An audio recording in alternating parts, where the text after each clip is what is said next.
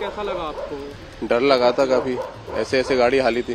गाड़ी में आप बैठे थे? हाँ, मैं गाड़ी में बैठा था, गाड़ी हिली थी। तेज झटके महसूस हुए? हाँ, काफ़ी तेज था। काफी तेज था। हाँ जी। अभी क्योंकि बारिश भी हो रही है, मौसम भी ठीक नहीं है, तो क्या ऐसे में लगता है कि भूकंप आना तो ठीक नहीं है, भूकंप आना ठीक नहीं है। ये तो प्रकृति के लिए भी बहुत ख़राब है और इंसानियत के लिए भी ख़राब है।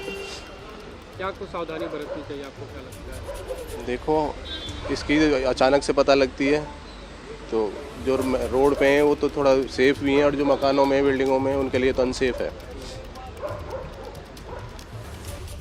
संदीप सिंह अभी थोड़ी देर पहले भूकंप आया था, फील हुआ? जी, फील हुआ हल्का। क्या ज़्यादा झटका था, कैसा? नहीं, नॉर्मल था, मैं मीडियम, हल्का फुल्का। लेकिन फिर भी क्या मतलब मन में डर तो होता है कि भूकंप आए?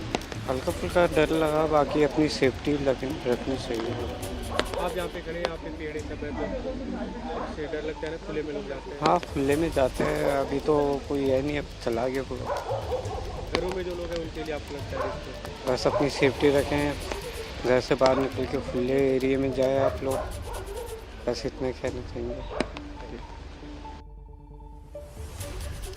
तो सुना आपने उन तमाम लोगों को जिन्होंने ये झटके महसूस किए। दिल्ली एनसीआर में अब से थोड़ी देर पहले 9:04 पर ये झटके महसूस किए गए हैं। हरियाणा का झज्जर भूकंप का केंद्र बताया जा रहा है और लगभग 4.4 तीव्रता रिक्टर स्केल पर भूकंप के इन झटकों की रही। और जिस तरह से हमारे सहयोगी अंकित गुप्ता ये जानकारी दे रहे थे कि जो गहराई थी वो ज्यादा नहीं थी, इसी वजह से दिल्ली एनसीआर के इलाकों में बहुत तेजी के साथ ये झटके महसूस किए गए। करीब 10 सेकंड का समय रहा जब तक ये झटके महसूस किए गए और इसीलिए लोगों के बीच में पैनिक सभी देखने को मिला। लेकिन ये कहा जा रहा है, लगातार हम आपसे कह रहे हैं ये बात कि देखिए, पैनिक मत कीजिए, सावधान रहिए। और थोड़ी देर पहले 9:04 पर दिल्ली एनसीआर में ये झटके महसूस किए गए हैं और इसीलिए जो पूरे आसपास का है, मेरठ है, शामली है, वहां तक ये झटके महसूस किए गए, क्योंकि हरियाणा का झज्जर इन झटकों का, इस भूकंप का केंद्र बताया जा रहा है। हरियाणा के जींद और बहादुरगढ़ में भी ये झटके महसूस किए गए हैं। मौसम की मार, लगातार बारिश के बाद बाढ़ जैसे हालात, पानी पानी सड़कें, उनसे दो चार होते हुए आज सुबह अब से थोड़ी देर पहले ये भूकंप के झटकों की वजह से लोगों में एक दहशत सी बन गई। सावधान रहिए, सतर्क रहिए, डरने और घबराने की आवश्यकता नहीं है।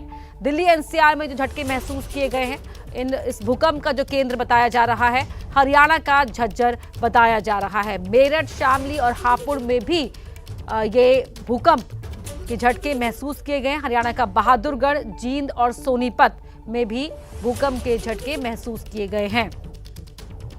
दिल्ली से लगभग 51 किलोमीटर दूर झज्जर में भूकंप का ये केंद्र और 10 किलोमीटर भूकंप जो गहराई थी वो बताई हमारे सहयोगी अंकित गुप्ता ने कि किस तरह से 10 किलोमीटर की गहराई की वजह से आसपास के इलाकों में तेजी के साथ ये झटके महसूस हुए हैं दिल्ली एनसीआर के इस इलाके में।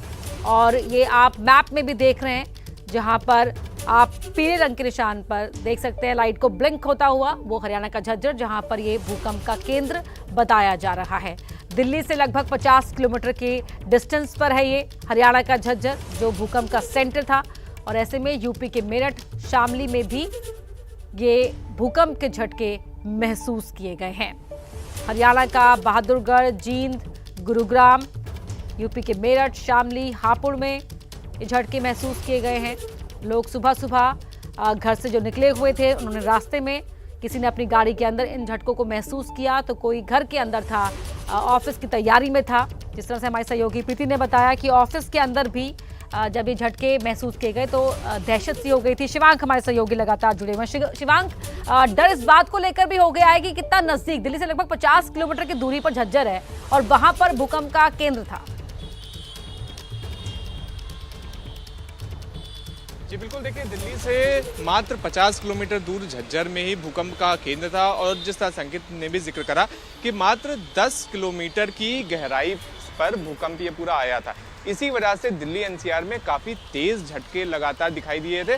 और आप एक चीज़ और देखिए कि ये सुबह के समय उस वक्त हुआ जब लोग अपने घरों से ऑफिस की तरफ निकल रहे थे, तो उसी वजह से एकदम से जिस तरह से मौसम ने लगातार करवट ली थी और उसमें जिस तरह से ये भूकंप के लगातार झटके आए, तो उसकी वजह से लोग काफ़ी पैनिक हो गए कि आखिर क्या मामला है। और 10 सेकंड तक देखिए कोई भी भी भूकंप अगर 5 सेकंड से ज़्यादा समय तक आता है तो उसमें वो काफ़ी ज़्यादा पैनिक क्रिएट करता है। और ये भूकंप ऐसा बताया जा रहा है कि 9:04 पर आया था, पहले 10 से 12 सेकंड के बीच में, और फिर उसके बाद 9:09 पर इस पूरे भूकंप के आफ्टर शॉक्स भी आए थे। तो देखिए लगातार लोगों के बीच में लगातार यहाँ पर पैनिक क्रिएट हुआ था। और देखिए जिस तरह बिल्कुल से पैनिक देखने को मिला। शिवांग, लौटूंगी आपके पास। जातिका हमारे सहयोगी भी हमारे साथ जुड़ी हुई है गुरुग्राम से। जातिका, गुरुग्राम में भी बहुत लोगों ने झटके महसूस किए हैं, वहां पर क्या है लोगों की प्रतिक्रिया? जी बिल्कुल, देखिए आफ्टर शॉक्स भी झटके के देखने को मिले हैं। 9:04 पर जिस तरह से भूकंप आया उसने सभी को इस वक्त चौंका दिया है। तमाम लोगों से हम लोग बात भी कर रहे थे, उनकी बात हम लोग आप तक पहुंचाने की कोशिश भी कर रहे हैं, लेकिन आपको तस्वीरें भी हम दिखा दें जहां एक तरफ बारिश से दो चार होना पड़ रहा है, वहीं जो भूकंप के झटके हैं उससे लोगों को खासी परेशानी। भूकंप जो बहुत तेज़ आया उसका किस तरह से असर आपको देखने को मिला? अगर भूकंप जो बहुत तेज आया उसका, अभी जिस तरह से तेज भूकंप आया उसका कहीं ना कहीं डर देखने को मिला, उससे डर लगा? डर तो किस बात का, खुले में अभी तो ये बात है, हमें तो इस पानी से डर है, बस पानी से डर है।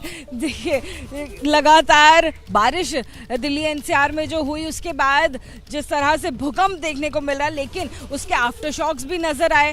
गुरुग्राम की तस्वीरें हम आपको लगातार दिखा रहे हैं और आपको जानकारी ये दे दें कि देखिए 10 किलोमीटर तक का जो रेडियस है वहाँ पर बताया जा रहा है कि इसका इफेक्ट रहा है। जो सेस्मोलॉजी डिपार्टमेंट है, नेशनल सेंटर ऑफ सेस्मोलॉजी, वो लगातार अपडेट्स जो है वो डाल रहा है।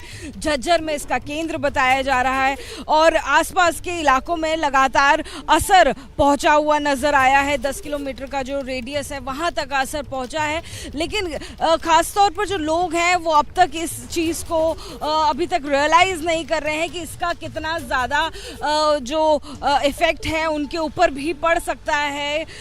क्योंकि अगर हम इसे देखें कि क्या कारण है कि लगातार बारिश भी इतनी तेज हो रही है, दिल्ली और एनसीआर में जो भूकंप है उसका झटका भी इतना देखा जा रहा है। जाहिर तौर पर जो मौसम में लगातार बदलाव हो रहे हैं वो काफ़ी सारी चुनौतियां लगातार पेश कर रहे हैं। दिल्ली एनसीआर के लोगों के सामने भी तमाम ये सवाल हैं जो ग्लोबल वार्मिंग से भी जुड़े हुए नज़र आ सकते हैं। जो तमाम सवाल हैं वो इस वक्त एक्सपर्ट्स भी एनालाइज कर रहे होंगे।